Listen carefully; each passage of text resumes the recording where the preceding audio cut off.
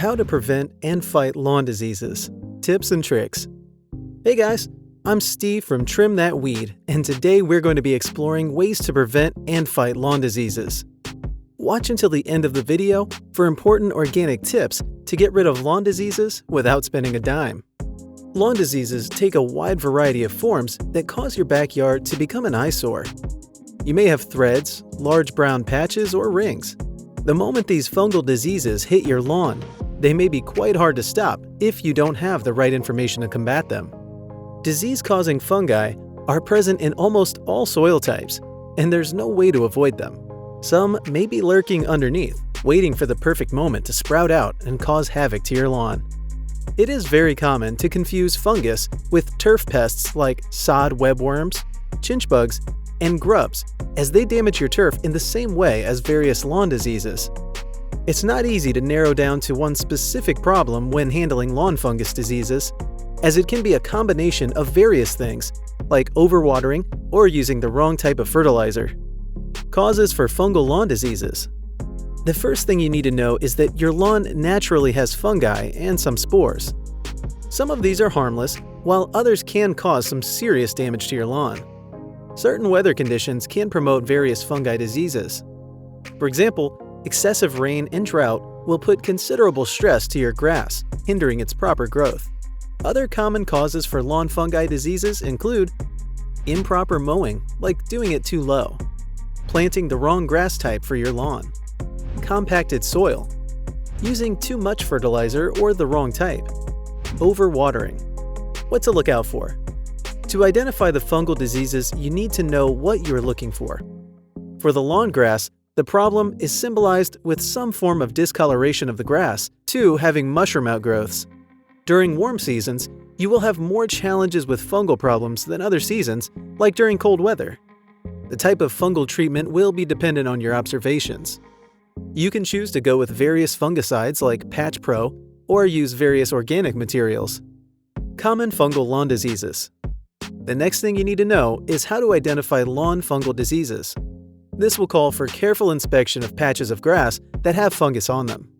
You should take great care to observe soil conditions that are promoting the fungal problem to persist. Some of the questions you could be asking yourself at this point include: is your grass under stress from too much foot traffic, extreme weather, or poor watering? Also, note whether your lawn is getting sufficient nutrients for proper growth. In some instances, the fungal problem may be accompanied with insect pests that contribute to worsening of the problem. Some common fungal diseases include brown patch grass. This is the most common form of lawn disease. It begins with dead, sunken grass of up to 3 feet wide. As the grass continues decaying, it will wilt, leaving a dark circle patch. High humidity, wet leaves, and excess water facilitate the disease. It is also more common in certain grasses like bentgrass, perennial ryegrass, Bermuda grass, and tall fescue. You'll also find it in St. Augustine grass, fine fescue grasses, and Kentucky bluegrass.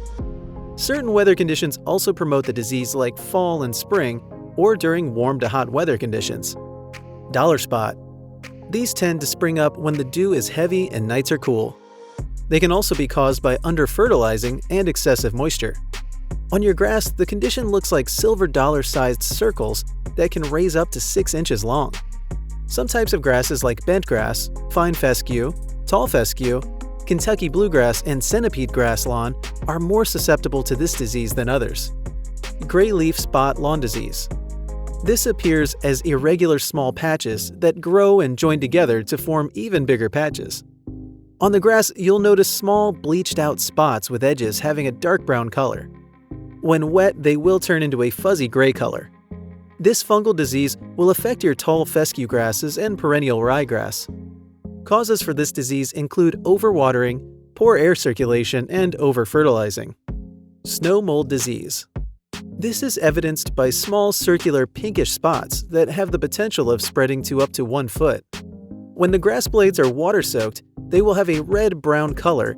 Then, when the morning sun comes, they turn into a pinkish or whitish color. The disease will mainly affect tall and fine fescues. The disease strikes in winter under the dense snow cover. It can also be caused by poor drainage or applying too much nitrogen to the soil. Tips to fight off lawn fungal disease. Once you've identified the kind of disease attacking your grass, you're now better able to prevent it. It is important you implement strategies the moment the lawn disease starts cropping up. Properly fertilize your grass.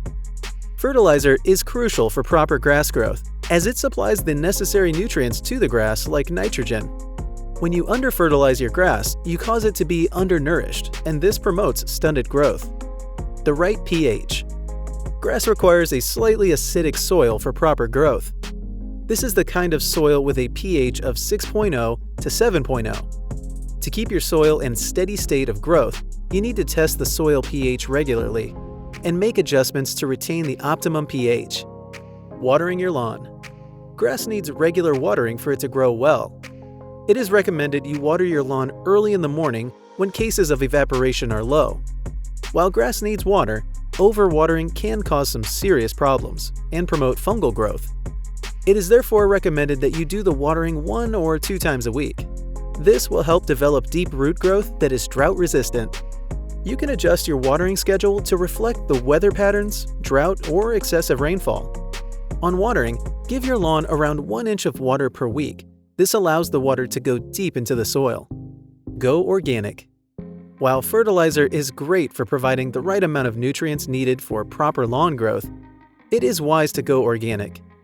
This allows you to provide what your grass needs while protecting the ecosystem from harmful compounds found in synthetic fertilizers. While at it, learn how to de-thatch. This will prevent thick buildups of thatch that hinder your lawn from breathing. De-thatching also helps control diseases from inhabiting your lawn. Mowing. Mowing is not all about aesthetics. It helps in preventing the spread of fungal infections in your lawn. For proper mowing practices, use mowing blades that are sharp and keep the grass at the correct height. During mowing, you should also thin out trees and shrubs around your lawn for proper air circulation. Mowing your lawn the proper way will prevent disease infestation. When you mow too low, then you leave the grass susceptible to diseases. For most lawns, the recommended height should be around 3 to 4 inches. For the Bermuda grass in the south, set your mower at 1.5 to 2 inches. While for zoysia grass, do it at 2 to 3 inches. Do this often so that you do not remove more than a third of the grass height at any given time. Avoid walking on snow in your yard. When it is snowing, avoid walking over the snow in your yard, as this just makes the situation worse.